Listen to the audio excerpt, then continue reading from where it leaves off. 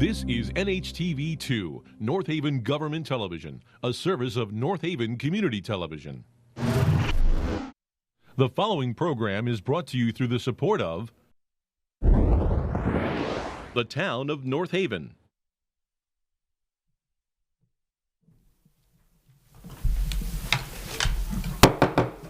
All right, good evening, everyone. I'd like to call the October 2024 meeting of the North Haven Board of Finance to order. We have a relatively short agenda this evening, but we will cover it in our usual order. We'll start with the minutes, please. Are there any comments, edits on the minutes from last month's meeting? I just have one comment, and again, this is at the discretion of the chair. During our meeting last week, I actually presented to the board, as well as to Ingrid from our finance office, a format for summarizing the end-of-year revenue, expenditure, and grand total numbers for our town and Board of Ed, and I would just like that to be entered into the minutes if possible. I have no objection. I'll defer to Diane. I wasn't there, obviously. Yeah, she did say that, so we could add it in.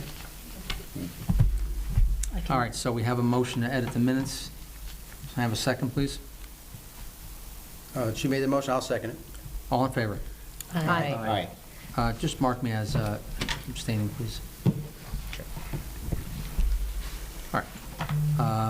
If there's no other comments, then I'll make a motion that we approve the minutes as amended. All in favor? Aye. Any opposed? Again, abstain. Mark me as abstain, please, Tammy. All right.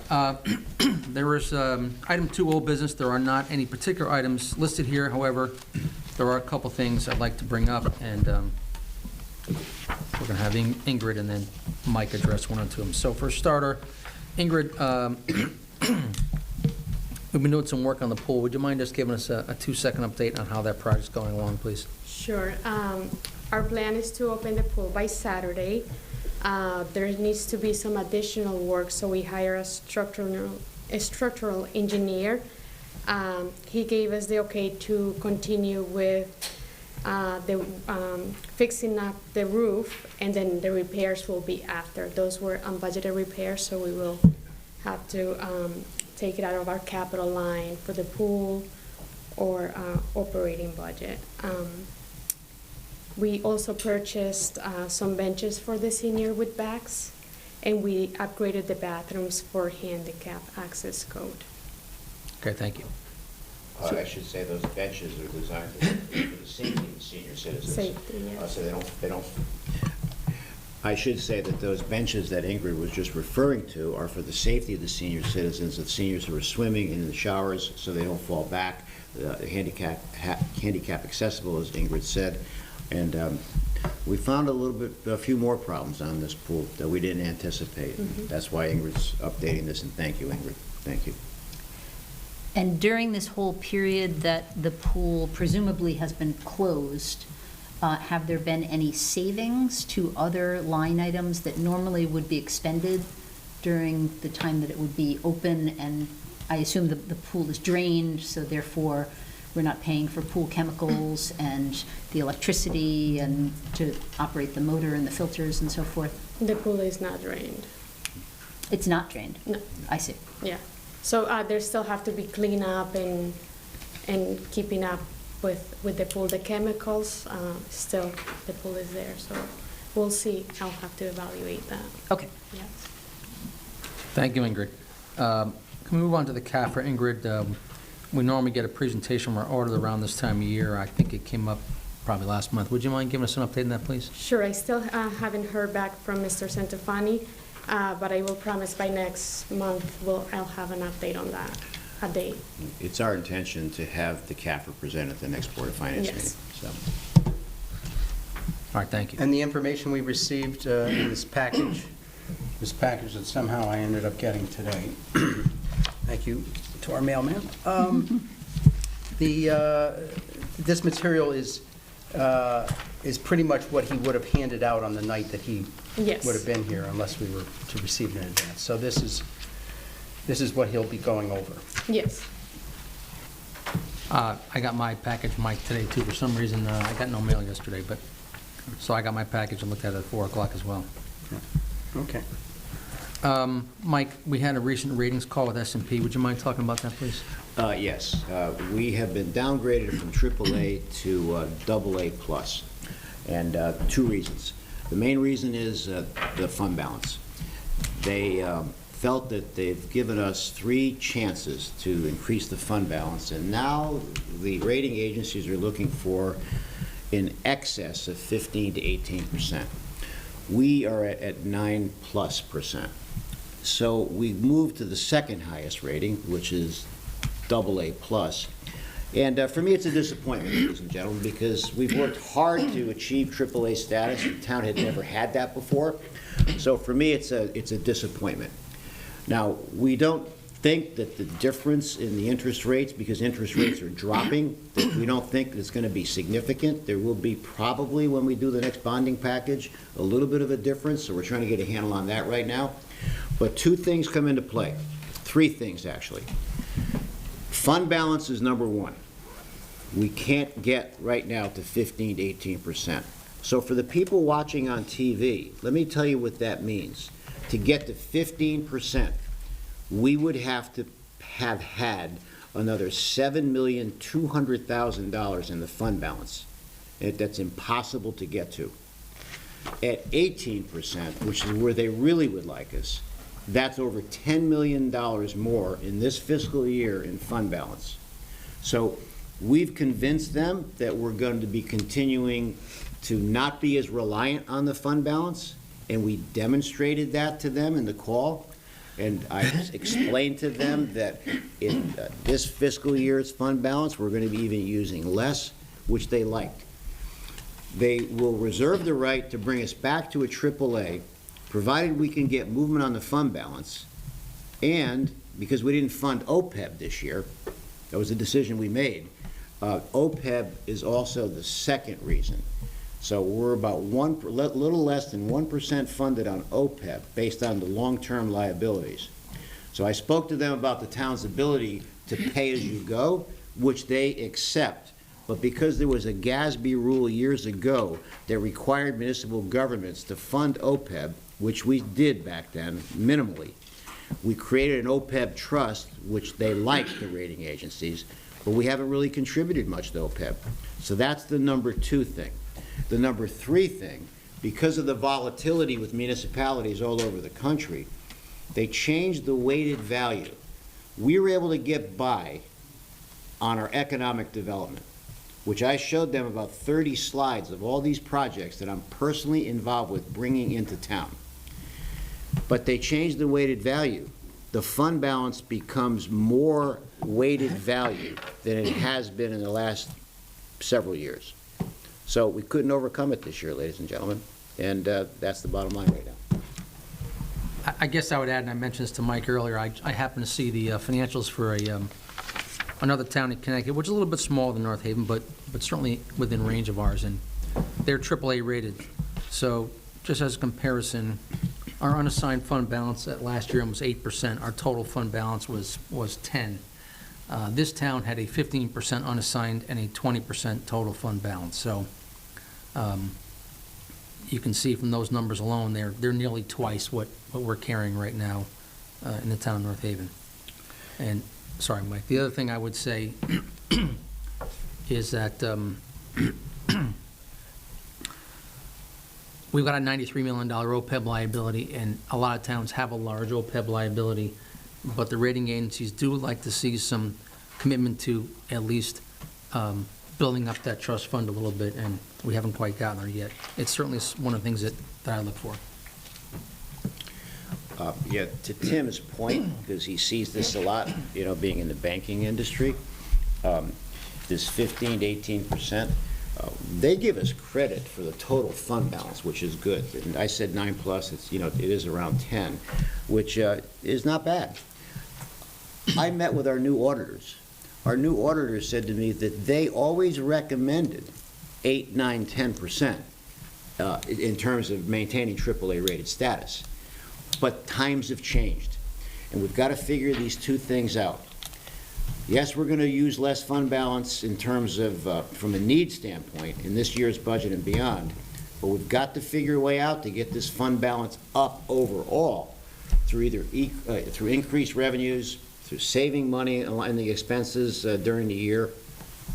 And OPEB has now become the second issue we've got to deal with. Excuse me. Quick question, Mr. Frieda. Were any of the disclosures from our auditor actually shared with the rating agency?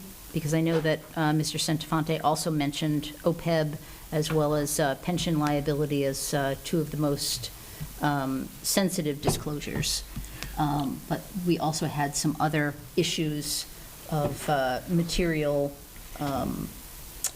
weaknesses in our audit, and I'm just wondering, did that play a role in No, the? not at all. In fact, they think we're very well run financially here.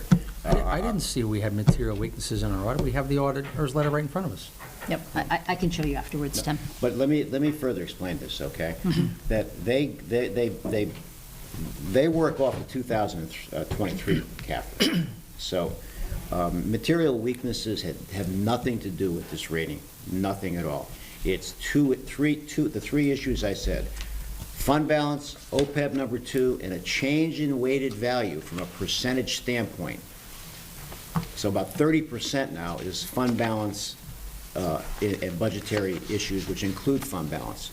They like the fact that we're balancing budgets and delivering modest surpluses. So no, Nancy, that does not come into play. Okay, thank you for clarifying. All right, thank you, Nancy. Mike, any other questions or comments on a couple things we just addressed? One more thing, Tim, Yeah, go ahead. because I think it's going to come to this board. So we put together, as you know, a fund balance policy. I think it was 8 to 10% a few years ago. We're going to have to redo that policy, and we're going to have to probably create the policy, to vote here at this Board of Finance to have it memorialized at 15 to 18%. Now, we know we can't get there, but what we can do is use that as a benchmark to show the rating agencies that we're taking this very seriously, which we always have, and if any progress made toward the 15%, at least we have a policy in place. Thank you, Mike. Tim? Go ahead, Mike. Yeah. As the oldest living dinosaur on this board, I remember the old days when it was 6 to 8%. 6 to 8% was what our goal would always be, and it was echoed or instigated by the auditor. And I know that times have changed, but to start speaking above 10% and towards 15%, it seems unreasonable that we could go and make that kind of adjustment within a very short span of years here. I'm very happy that I think in this past year, when the Finance Department was able to make some choices about how to reconcile the end of the year budget, that I believe some of the draws from the assigned fund balance, I think they were not utilized. Is that correct? That's correct. Yeah, so that was very smart, and I'm surprised that didn't go and allow us to maintain the rating we had, showing progress, showing some smart financial policy here. We'll talk about the CAFR hopefully next month, Mike, but my take on that is at the end of the day, though there was a non-cash adjustment, we had a $400,000 loss. You could argue we broke even with the non-cash adjustment, but even without the use of those dollars, we had sort of a break-even year in my view. Yeah. And I think we can go on this, but we have the public watching. They don't understand a lot of what we're talking about here. OPEB is other post-employment benefits for people when they retire. We have to book those. We have to make contributions for those, even though they haven't happened yet. As far as Michael's question, it's a good question. What we have going for us is, because they work off the 2023 CAFRA, when we see the next CAFRA and we show how we really reduce the utilization on fund balance, that, when it becomes memorialized, is going to play well for us next year, provided we can increase the revenues and move this fund balance up. In my opinion, if we can get to 12, and we've already memorialized 15 to 18%, I think we stand a fair chance of getting the AAA rating back. But at 12%, that's still $3.6 million. And I might have made a suggestion to just put in some sort of token funding of $100,000 or $200,000 toward OPEB in this past year. I don't think we ended up doing that. We did it a couple of years ago, actually, Mike. Well, we didn't do it in this past Wait, year. in fact, I think it was 300, wasn't it? It was, Right. 300. I believe Yeah. it was, Right. it was cut. But you're right, Michael, we didn't do it this year. I think it was, Mike. Yeah.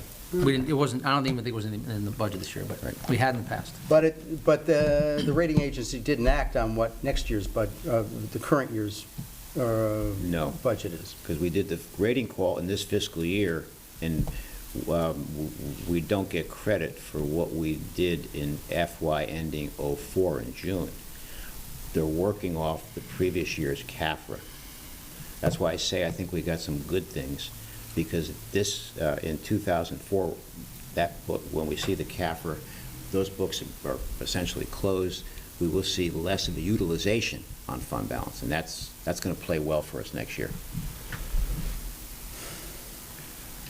Okay, lessons learned. All right, thank you, Mike, thank you, Mike. Let's move on to our reports, please. Let's start with the town side. Actually, Mr. Chairman? Yep, go right ahead. Just one request, if you could entertain a point on old business. Sure. Since we're entering into the beginning phases of setting schedules and so forth for the next budget cycle, I'd like to make a suggestion that since in this next budget, we will, as we do every year, see the proposed budget in the right-hand column. We'll see the current budget amount for the current fiscal year, both budgeted and expected, in the middle columns. And then on the far left, we'll see the actual numbers, both revenue and expenditures, for fiscal year '23-24. Since we had this very unusual circumstance with the volunteer payment from Quinnipiac University, I wonder if we could consider having under the actual figure for Quinnipiac, which is just labeled QC in our revenue budget, if we could have just a little asterisk there with a footnote saying that even though the number reported is 0 for that particular year, that in fact we did receive that money and that it was actually treated as a grant. Because otherwise, I think if you look historically from year to year, it's very difficult without that type of denotation to determine whether we've received money from Quinnipiac or not. So I'd love to be able to hear from my fellow board members on this. I've asked for footnotes before, and I think in this type of report, in this type of program that we use, it may not be able to accommodate footnotes. Is that right? Not so much the monthly reporting, but at the end of year report, where we actually see the entire fiscal year budget, or even the proposed budget, that we would have in the, I think it's page 7, where the sources of revenue are listed. Under the actual column, if we could actually have an asterisk next to the 0, then I think that would help us differentiate years in which we received it, but treated it as a grant, which was definitely that year and possibly this current year that we're in, and differentiate that from years in which we had an agreement that we would expect it, and for a variety of reasons, Quinnipiac was not able to provide that money. Anybody else? You know, I'm kind of dealing with a bigger problem right now, Nancy, because Quinnipiac's not too happy with this Board of Finance for a lot of the comments that were made that were public, and a lot of people who are North Haven residents who work with Quinnipiac have reported this, and I'm not sure if we're going to get $300,000 next year, to be honest with you, even though it's listed here. So I got a lot of work to do on this, and so I think that what you mentioned, although it makes some sense, I got a much bigger issue I'm dealing with right now, ladies and gentlemen. And I'll just leave it at that for now. All right, I guess what I would say, Nancy, I think we'll have to take that under advisement and talk to Ingrid, and she can talk to Richie and see what can be done there. Okay. That's all I ask. Thank you so much. You're welcome. Okay, we ready to move on to the reports then? Let's go to the revenue side of the town budget. I'll take questions, but I think most of us noticed that the pilot money came in. We had, it looked to me like a good tax collection month. We're at 56% for the year. And surprising even to me, our short-term investments seem really well. Yes, great.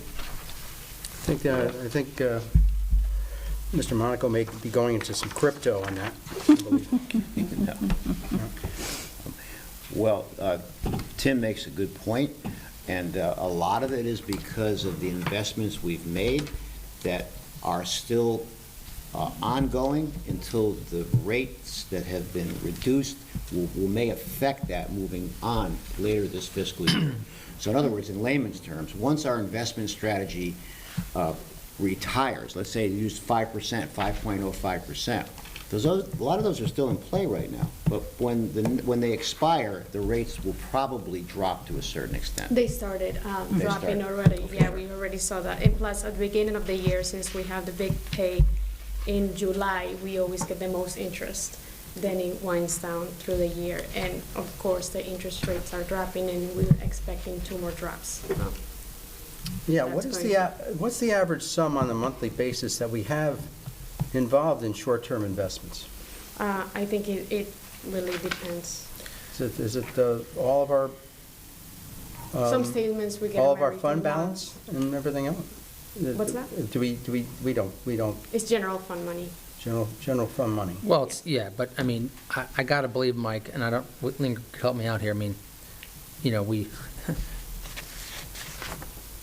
collected $62 million in taxes, right? So Yeah. it's only for a month or two, but there's got to be a Right. month or two in, say, July, August, and then, you know, January, February every year, we get, Okay, you know, a decent month in Right. interest income, too.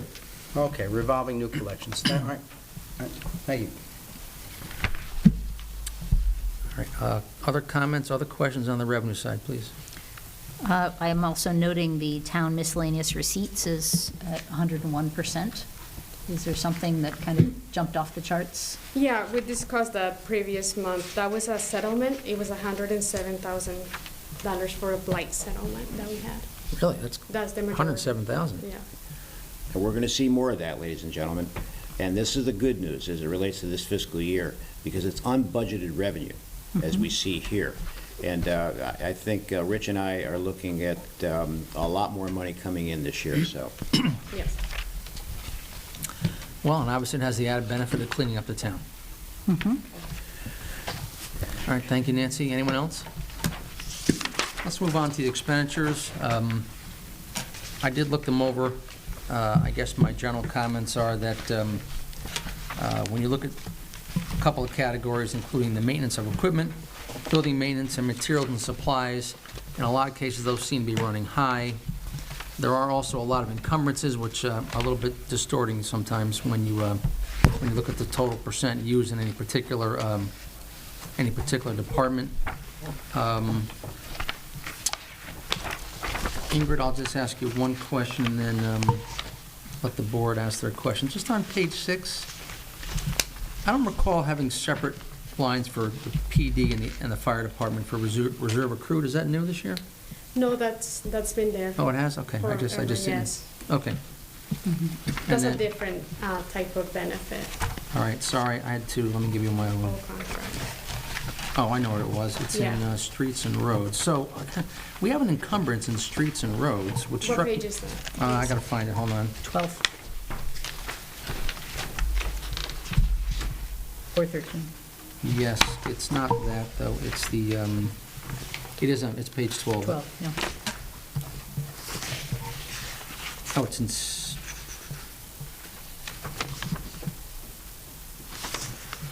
Is it 11?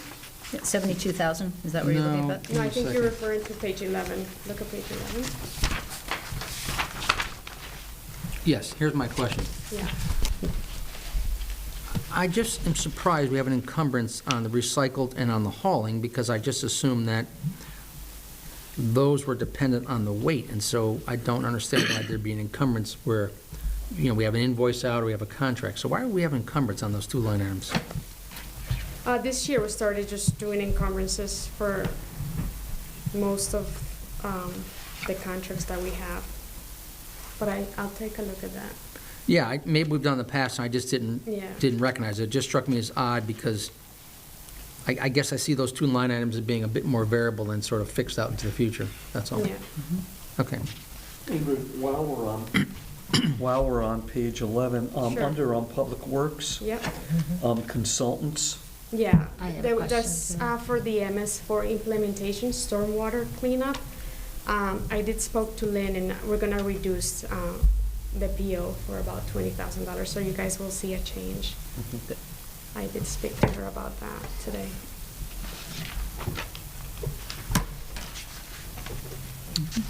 Other members? I have a question, it's page 3, it's the building permit, so over time, we're already, Yes, an issue. we lost a consultant. we lost a consultant? Yeah, he resigned, so our full-time staff has been covering some of Okay. his work. Okay. We had 3, we now have 2.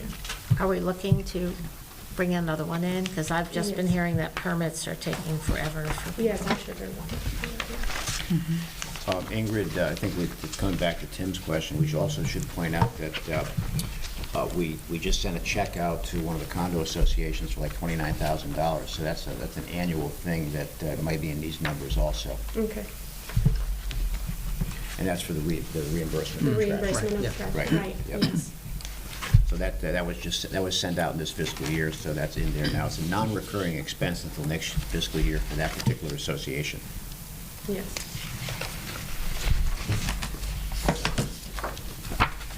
Ingrid, on page 13, under Parks, track and field facility maintenance, it's up to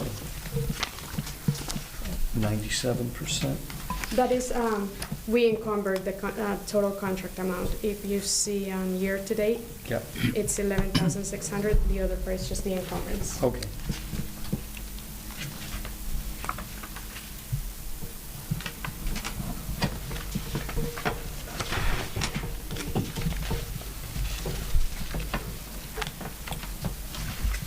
Other board members have any questions on the expenditures? Ingrid, on page 13, Sure. again, this is under streets and roads. Winter maintenance supplies. I know that we've talked about this a couple of times. Last year, since we had a very mild winter, we really did not need to use a lot of the supplies, and we weren't able to return them. So I assume that it's stockpiled, and yet we have this year-to-date expended of another $83,000. Is that, We did spoke about that last year. We Yeah. actually, I gave you guys a list that even though it seemed like it wasn't a heavy winter, there was a lot of incidents where they have ice and they had to use those materials. So in this year, our Director of Public Works, he did say that he budgeted for less because the state contracts, if you reserve for a certain amount, you have to purchase it. I see, so the So original last year, we budgeted did amount use a is lot of less. material. This year, we're just purchasing what. Yeah, you know. it's It's a smaller. prepayment Right. at this point in the year prior to the winter. So the budget is the budget. We fully anticipate, unless it's a disastrous winter, that we'll meet the budget. But this is another example of a front-loaded expense Right. at a point in the fiscal year that will only recur one more time. And we discussed that previously, where you have to have the material, because once you get into the winter and it turns real bad, you're not going to, may not get it. Yes. Thank you, Ingrid. And then on page 17, one last question. Just with insurance, I'm assuming that this is kind of a one-time payment for fire and liability, Yes. as opposed to most insurance Usually the policies payments are at the beginning of the year. Oh, I see, as opposed to quarterly or twice a year. Right. Once a year for this particular type of insurance, because, Yes, The unless other we is have up like above any that. adjustments during the year, but they were going to be minimal. right, because the ones in the insurance employees section, obviously, it's, That's just because we divide it by 12 and we just do the contribution Gotcha. once. Right. okay. So to your point earlier, Tim, the fact that on the whole, we're at 30% rather than 25%, you think is primarily due to encumbrances and a couple of things that need to be adjusted that Ingrid has mentioned. Yes. Okay.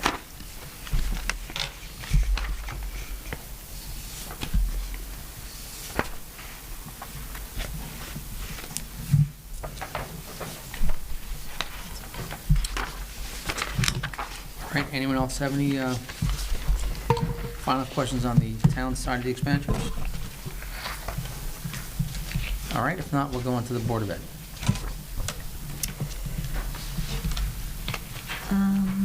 So again, based upon some of the feedback that we received from our auditor, it was somewhat concerning about changes that needed to be made to the Board of Ed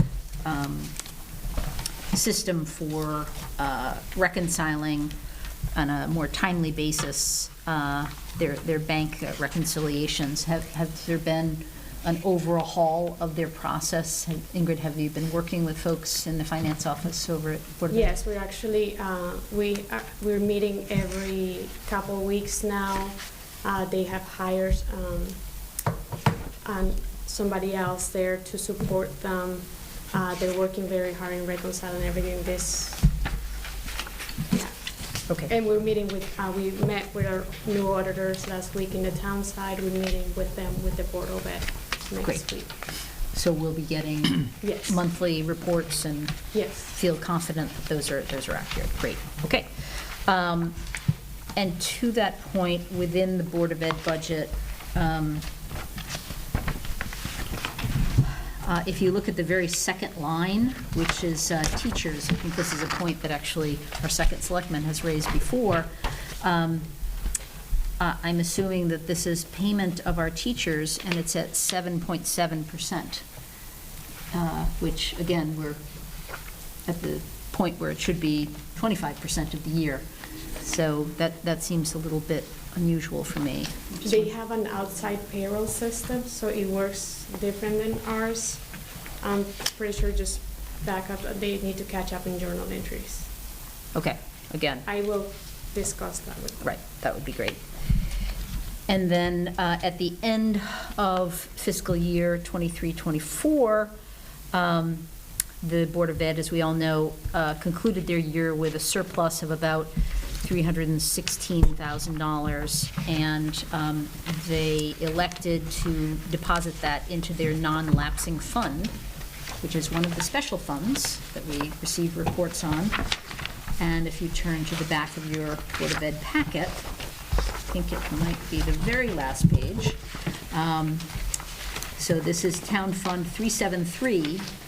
I don't see a deposit of $316,629. We have not processed that because of the reason we have been meeting, and at the end of the year, he discussed that because of the outside payroll system, they missed a journal entry, so they actually don't have the surplus that they thought they had, so we're working with them on that. But they always have their own payroll system? Yes, they had Munis, and then they switched last year to like ADP, so it's outside of Munis, and it's been quite challenging for them. Any reason why they didn't use, Munis, that's under decision, I guess. so they're paying for that?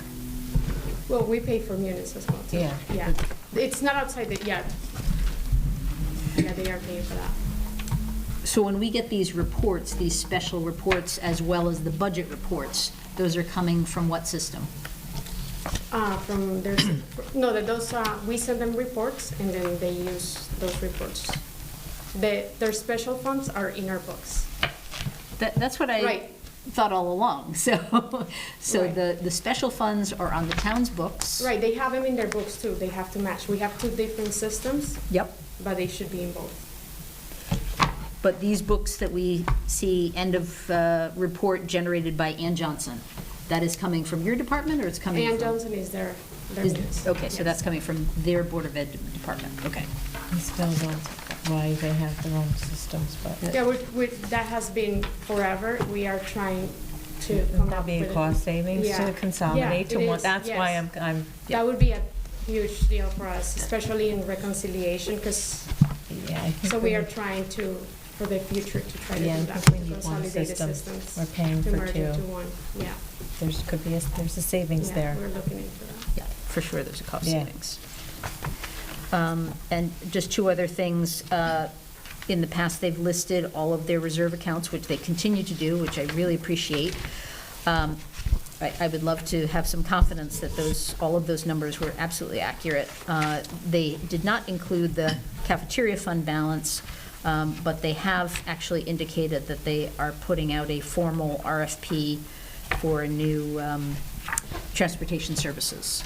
So it looks like that's going to Yes. be the public bidding for that will go live on October 23rd.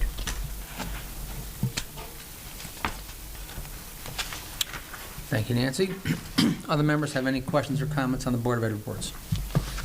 Mr. Frieda, is there any significance that we should be aware of this reduction in the Board of Ed Title I grant? I don't see any significance to it. There might be, but none that I see right now. And Okay. I think the answer to that will unfold in the next couple of months, I think. I'm not familiar with Title I. What is that exactly? Anyone know? So I don't, no, I'm honestly, I have to look into that. Okay. But I know a lot of their grants depend on the reporting that they do at the beginning of the year. So Right. if anything changes in their operations on Mhm. the enrollment, Okay. All right, can I have a motion on the Just report? one quick question. Yep. In the medical reserve analysis page,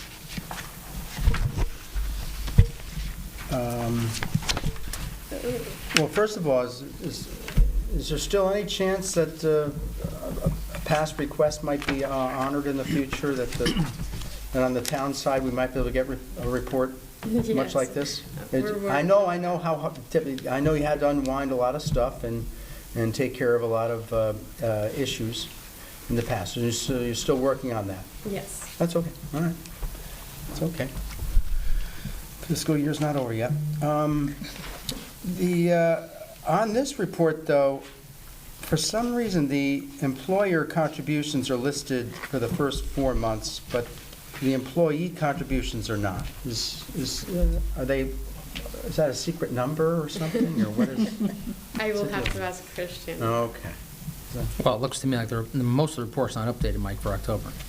The claims paid aren't on there, No, but in the first 3 months, July, August, and September. no, I recognize that, but I'm saying October, there are no other numbers except for the employee, the town side. Actually, it's the Board of Ed, sorry, but, so we must not have the data for some reason. Well, these reports are for September. There you go. Yeah. Answer right We there. won't have October. Right. Yeah. Okay. But they don't have July, August, or September. Okay. That's your point. All right. Maybe we can. I will ask. I don't know how the teachers get paid, whether they get paid over 12 months or 9 months, I don't know. I'll have to ask, I don't know. Okay. It's a It's mix, split. Michael. Yeah. It's It's split. a mix, yeah, they gotta make a It choice. depends how they And choose. administrators, too. They make the choice. Yeah. Yeah, okay. Just so you know, we read the reports, that's all, That's fine. sometimes. All right, I'm detecting some silence. I'll take a motion on the reports. So moved. Second, please. Second. All in favor? Aye. Right. Anyone opposed? Thank you. Okay, next item on the agenda, we do have our meeting schedule for the upcoming budget season. We have both the full budget-making schedule, and we have a second schedule, which is the department workshop schedule. I'm sure all the members know, because they were all here last year, and hopefully the public knows as well, that we meet with the various departments in various budget workshops, some which occur after our Wednesday night meetings and at least twice on Saturday mornings, starting in January. Our first meeting for the departments will be on the 11th, with library, fire, and community services recreation. Any questions or comments on either of the two budget-making schedules? Yes, I actually have an observation and a couple of questions. So it seems to me, as always, that this list that we see every year is in chronological order, and that's absolutely true, with the exception of two that are kind of smack dab in the middle. One is Board of Education final budget to Board of Finance by 3/7, and then the one after that, Board of Finance initial budget to the Finance Office, which is 3/5. And I wasn't sure whether The date was correct? those lines have been inverted or the dates have been inverted. See what I'm saying? Because 3/5 should come before 3/7. Right, yeah, I see that. So I wasn't think sure haven't fixed which is that. which. Again, Yeah. Well, in I the think grand she's not, she's Yeah. not saying it's wrong, she's just asking the question. I'm just asking the question. Yeah, I think those dates are right. Possibly the year before one was first and the other one, and then they just put the date in there. But I will double check. Okay. I'm pretty sure that's correct. And just to clarify with the chairman, the line that reads, Board of Finance initial budget to Finance Office, is that the caucus deadline? Where is it? I'm trying to understand exactly what that is. Board of Finance initial budget No, to it's not, Finance it's not a Office. caucus deadline, right? That's a Wednesday, right? Oh, it's on 3/5 though, sorry. Yeah, so we meet for our monthly meeting, obviously you can see is 2/19, and then we don't meet again until our March Board of Finance meeting, which is on 3/19. So we have that full month in between, in which we have these additional deadlines, and I wasn't quite sure exactly what that represents, because I know that we don't meet as a board, so what exactly does that involve? Unless you're proposing that we have a special meeting. No, I am not.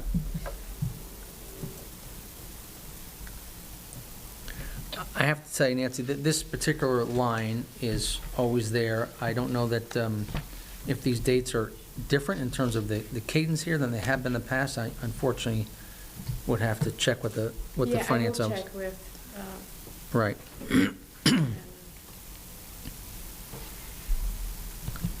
Yeah, I'd just like to kind of Yeah. understand exactly It what it would that make sense if it was the majority caucus proposal to place before the board. I don't think that's what it is though, right? Well, what I think it is that we have to prepare for a public meeting. So, those are normally in April and May, I believe. So I think it's just that it's sort of a table setter for us, this is why it's listed, to find out at least from where the Board of Finance initial budget is after the workshop sessions. But although we haven't completed the workshop sessions though, right? Because there's another one March No, no. 7th, right? March. No, that's a... No. We finished the workshops Yeah. with our February Board of Finance Right. meeting, and that's on 2/19. All right, so then what that indicates to me then is that we're looking for a preliminary report from the Board of Finance as to where we are, so that we could start preparing for the April town meeting. Yeah, but I guess that's what I'm asking, Mike, is if we don't meet again between 2/19 and 3/19, how exactly does the Board of Finance prepare an initial budget that goes to the Finance Office? As opposed to the majority party meets in a caucus, and that's when you put together your list of declinations that is then shared both with the Finance Office and the other Board of Finance members. But that's not necessarily the Board of Finance as an entity, as the entire board is sending a budget to the Finance Office. yes. I admit there's a see little that. confusion here, because I Yeah. think I agree with Nancy on this one. I mean, we meet on the 19th, and you can see the budget books are printed 2 days later, right? Well, it's true. Everything everyone's saying here is true, but knowing what I know about what we do internally, I think this suggests that we're looking for a preliminary report, subject to be revised at the March Board of Finance meeting, because we've got to start preparing, right? So, yes, we know there may be some changes, but if we can get a draft on March 5th, knowing that it's going to change perhaps after the Board of Finance meeting in March, I think we're just looking to prepare a little bit, get a head start, because it's easier for us to have a head start, to have a framework, and they can make adjustments after the fact.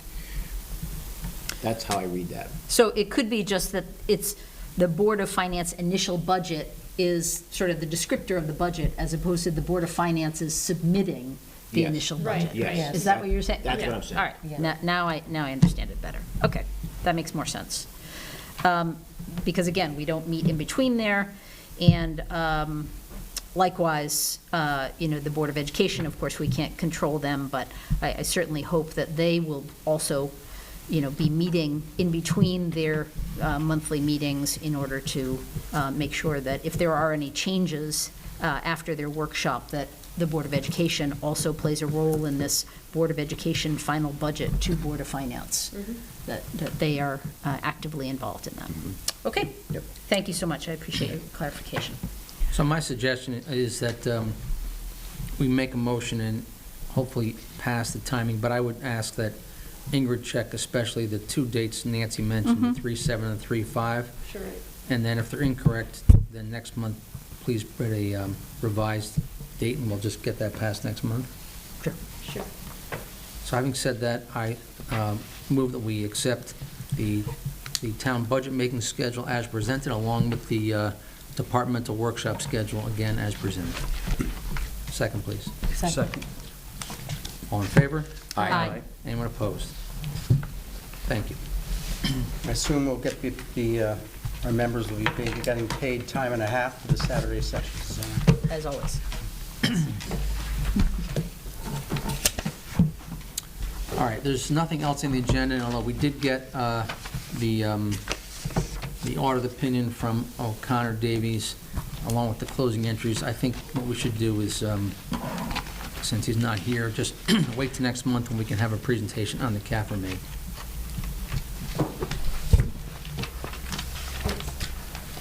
Are members in agreement with that? Yes, I'm fine with that. If it's okay with him. Yes. Yeah. All right, well then, having said that, let's move to public comment. Ms. Boehme.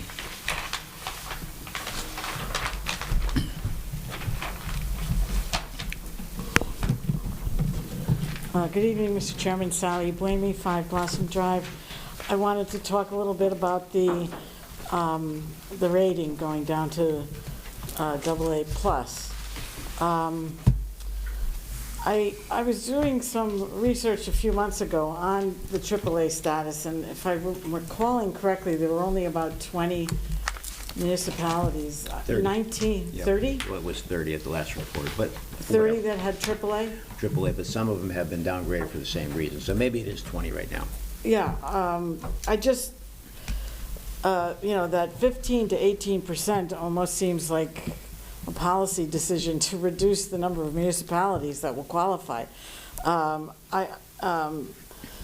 We know that many municipalities are facing some of the budgetary challenges that we've been facing, especially the last 2 municipal years, just with inflationary factors and rising costs and unfunded mandates, the list goes on and on. But as you said, to get to the 15, you'd have to have 7.2 million. I agree with Mr. Hallahan, that can't be done very quickly. And even if you were to say today, we've got this big project and that big project coming in, that money won't be realized for quite some time, for at least several grant lists. And so I think that we have to make some decisions about, well, first of all, the difference in the rate, interest rate on bonding from AAA to this AA+, I can't imagine being more than a quarter. and amortized over the 17 years, what that means, to the debt payment. And we're working around those numbers right now, Sally. so- I'm sure. And again, so we're going to have to balance that cost with, as I said, because of a delay in the grand list, just from the practicalities of new development, increasing our revenue, there's going to be a delay. In the short term, we have to make decisions between that additional cost amortized over those years versus raising taxes again, versus cutting services, which nobody wants to do. I think, I'm happy with the AA+, looking at those choices. Yeah, I think that's a good way to rationalize it, because when we take this one step further, whatever that number is on a bonding package to pave roads or to do some of the infrastructure improvements, let's use a number. Let's say it's another $50,000 a year over 17 years. Well, at 15%, $7.2 million represents something we will never do here. And that means that that's an additional $2.5 million increase in taxes to fund that fund balance. Right. We're not going to do that. So when we look at what the greater risk is, I agree with you. The greater risk may be settling in on that new delta that we have to pay, so that we can then work over the course of time to save money to try to show the rating agencies that we're making slow progress. And I think the other factor is putting the brakes on bonding right now. I could remember, I haven't been on this board, Mr. Hallahan's been on this board longer than I've been on the Board of Selectmen, but I've been on the Board of Selectmen coming up 12 years, and I could remember years ago, the first selectman saying, in 6 to 8 years, 75% of our bonding will be, will be gone. Well, that might be true, but look at the huge projects we've put on since then. So retiring old bonds during those years, and I'm going back a long time, and you used to say that often.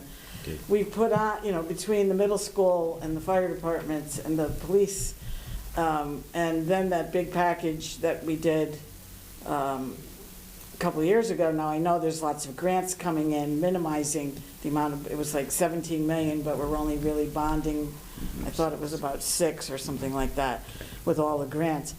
But I think short of our yearly paving, we've really got to put the brakes, and I know that there's a lot of people out there that want a lot done, but until the economic development that you are confident about kicks in to our top line revenue, I think we really have to be careful with bonding, even though, as I said, the difference in the interest rate is quite slow. I mean, nothing affects the bonding that we have right now. That our rate is still our rate.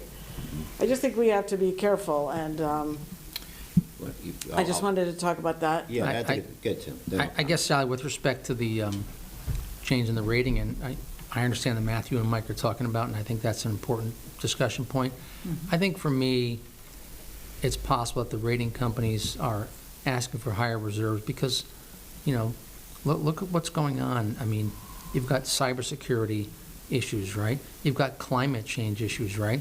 Towns are subject to lawsuits, right? And not just for towns, but for any business, one of the primary things a rating agency or a creditor looks at is your liquidity levels, right? I mean, we've talked about it before. It's the money that's set aside in case something happens, right? A budget fails. There's an uninsured catastrophe in town. So I think that's the other reason. That's my guess as to why the rating agencies are asking that those funding levels go up. Well, okay, I see that point. It's almost the way you describe that, it's almost like the rating agencies are our parents trying to force us to save. When you were young, your parents would say, you got to put this much of your paycheck in the bank and you could spend this. It's almost like you're saying these rating agencies are taking on the role of being our protectors. I don't think it's helping, unusual for, Making us save more. I don't think it's unusual Because they know something we for, don't know? I don't know. I don't think it's unusual for creditor to force the behavior of either a town or a corporation. That's what they do, to be honest with you. Well, All right, so let me weigh in on You're spoken that. like a true banker. But let me weigh in on the 2 points, okay? There's no shame there. So, let me weigh in on these 2 points. We'll start with Tim's point. So, we have roughly, and I'm gonna equate this to a homeowner, okay? For emergency savings, we have roughly 1 month of savings, of emergency savings. They want 2 months or 3 months. So, this is a reason why they want the fund balances increased, because as Tim mentioned, there have been municipalities across the country that have been crippled because of cybersecurity. So, so coming back to your point, Sally, that on the bonding side, they asked me, what are you planning on bonding? So I talked about roads and some other things, okay? So let's say that number is 3.5 million, because we didn't pave roads this year. So we gotta Right. start, we can't go 2 years without paving roads. Agreed. So what you're gonna see in a public meeting, where you and I and Bill are gonna call the public meeting for the bonding package. Next month, the Board of Finance has to vote to send it to us. Okay. There's a movement in town also for these trash cans that come before us every year, the Board of Finance. So, because we have the side loader trucks with the semi-automated, so we're gonna put that in there. So between the roads and that, it might be 3.5, 3.6, no more than 4 million. Now, the rating agencies, that's nothing to them. That's But a if we drop went- in the bucket. But if we were to go back in time, and this was a point in time where we were proposing a $69 million project for the middle school, that would be a problem for us, Right, so. I agree. I guess that's what I meant, Yes. with the exception of, okay, I didn't know about the trash cans, but I can understand that as well. And the other, it's interesting that you mentioned OPED, because I want to make something clear. That OPED reduction from 300,000 down to 0 was done prior to the referendum being defeated. It wasn't done as a result of the referendum being defeated, because I remember very specifically mentioning OPED and Gatsby 45, which discusses the requirements of OPED, at the March meeting. And I believe, Mr. Chairman, you said that that was your cut to go I think it was. from 300 to 0. So I just wanted the folks out there to know that this was not a cut that was made, because there were cuts made in the budget as a result, as you all know, of the budget being defeated. This was not one of those. You know, I looked you dead in the eye and said, "You're not worried about GASB 45?" And you said no. But, so I was a little surprised to hear that OPED... He's still not worried. The rating agencies are. That's the problem. Right. Well, Yeah. that's why I was a little Yeah. surprised to hear OPED on the list of 3, it was number 2. So I just wanted to make it clear. Yes, let me comment on that, because that's a good point both of you are making. So, after the budget failed, we would probably cut it anyway. The reason I wasn't concerned about it, because I made this argument to the rating agencies, and they understood. They said, "Mike, you're right. If you look at our accrued benefits every year, what do you think that is? We pay that out. That's pay-as-you-go when people retire." So when I said that, I wasn't worried about it at all, because we have a history, and the rating agencies know this, that if 10 people retire, we've got enough capacity to pay that out. But the GASB 45 is the issue. That's what they hang their hat on. They understand, and they agree that we're strong enough to pay as you go, but we can't get around, neither can they, GASB 45. Yeah, well, that's why I brought it up Yep. at the March meeting.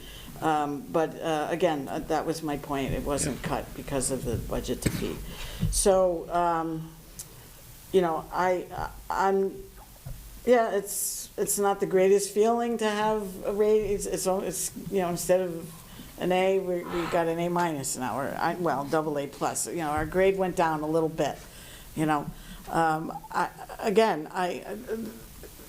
there's no way we could get another 7.2. That's almost doubling our fund balance. And we can't do that, the taxpayers can't do that. So we just have to make that balanced decision as I outlined in my earlier comments. One final point. We'll Tim do will- it. And Tim will appreciate this because he Yes. does a lot of this in his banking career. So I have colleagues who are at 15 to 16%. Now, it satisfies the rating agencies, but the residents look at it as overtaxation. That's the other dilemma with this. Madison was a good example. Right? So they started spending down the fund balance because the people or they're people that pay attention, they're pretty astute. You get these accrued savings that are coming at the expense of the taxpayers. So it's like it's interpreted as overtaxation. That's another problem with this. Or the taxpayers thinking, we're bankrolling your high grant fund balance, so you look good with your AAA balance, that kind of thing. I don't know. But that's always a factor, yes. We always have to be cognizant of the voters, Right. and that's why I brought up my point. I'm not as concerned about the AA plus and its, I think, relatively minor difference in the rate. I can't see it being more than 1/4%. So Sally. Do you know the difference? Well, that's what we're trying to find Yeah, out. I We're trying think, to get the I'll be exact numbers. surprised, shocked if it's more than 1/4. So I guess if there's any good news, out of what I think is 10 ratings, we're in the number 2 position. We're no longer part of the number 1 position. AA plus is the second highest. Right. Okay, thank you very much for your time and attention. Thank you, Sally. Bye-bye. Sir, anyone else? He's good. No, I think we're gonna get an appearance. He used to move faster, but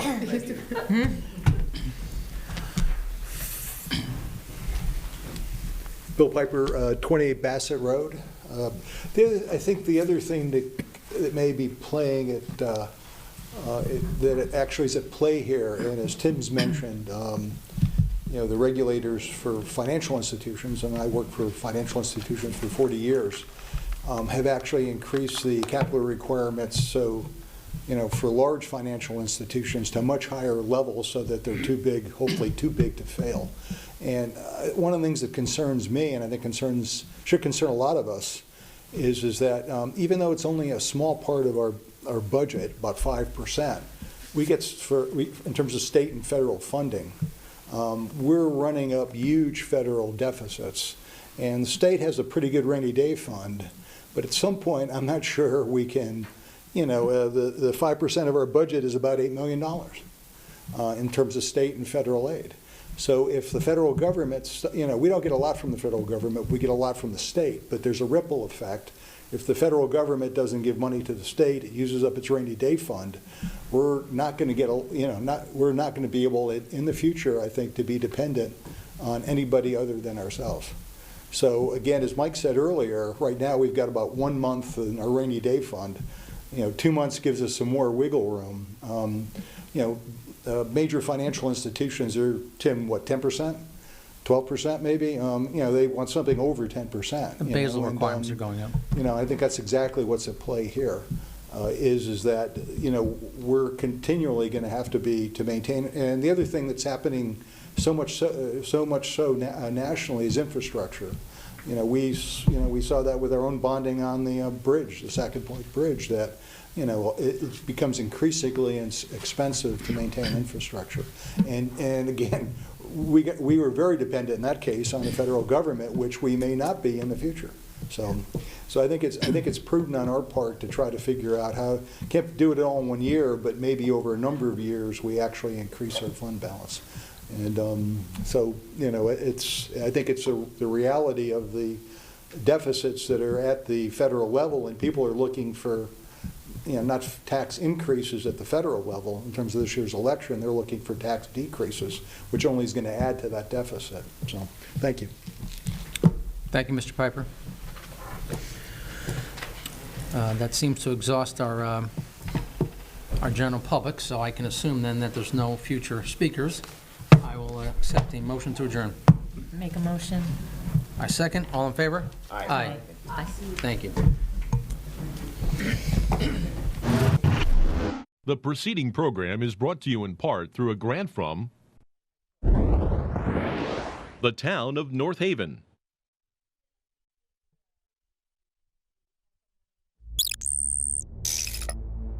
Watch town meetings or other videos on demand at nhtv.com.